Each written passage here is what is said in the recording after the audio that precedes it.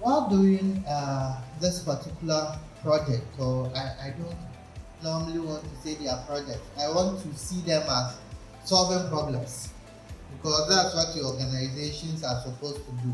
Today, we are here doing a validation workshop that has brought together stakeholders who work in the technology ecosystem to help us providing feedback that will enrich the toolkit that we are developing, which in the end will guide their practices in their work so that in the end they will become more gender responsive and gender transformative.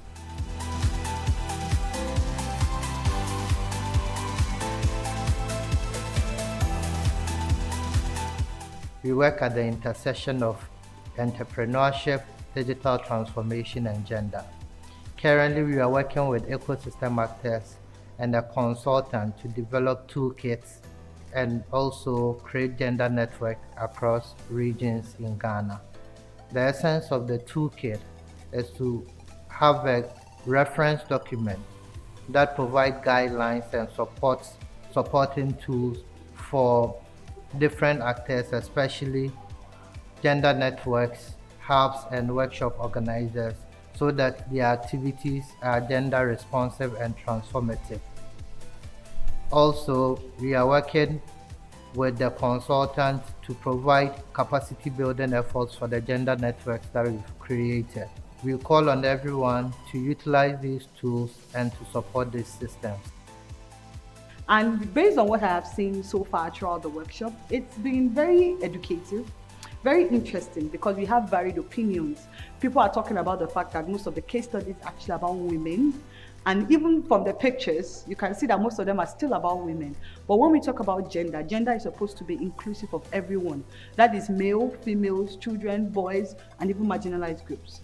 But so far, we are analyzing the document, we are analyzing the chapters. We are seeing that there's still a lot of work to be done. And we're recommending that as we are going on, the toolkit should be exclusively, completely inclusive. Everybody should be included. Even though the majority of the research seems to be centered on women, we are saying that we know the women are the majority. We know they are quote unquote the vulnerable, but we want to be able to see scenarios, examples, and case studies of males as well and other marginalized groups so that the entire toolkit can be what it is, a gender responsive toolkit.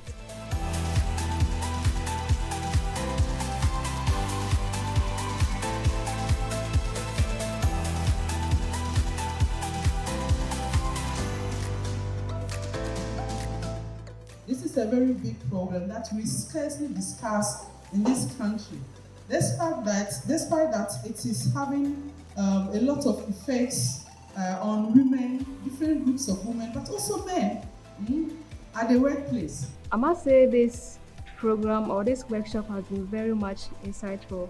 I've learned a lot, and a toolkit has been designed to help organizations to, tackle these gender-related issues we have in the digital and tech world. So I must say I've learned a lot, and I'm sure it will help my organization and some other organizations or other communities to also benefit. I'm sure they all benefit from this. Sometimes you engage people without necessarily considering certain factors, whether what you are doing is gender responsive enough and whether you are actually addressing their needs. But this workshop has enlightened me and my colleagues that have come so that when we go, we are gender conscious, and then we do things in a manner that ensures that the people that we are actually trying to serve are adequately served, especially on issues like sexual harassment policy, on the digital inclusion and empowerment of women.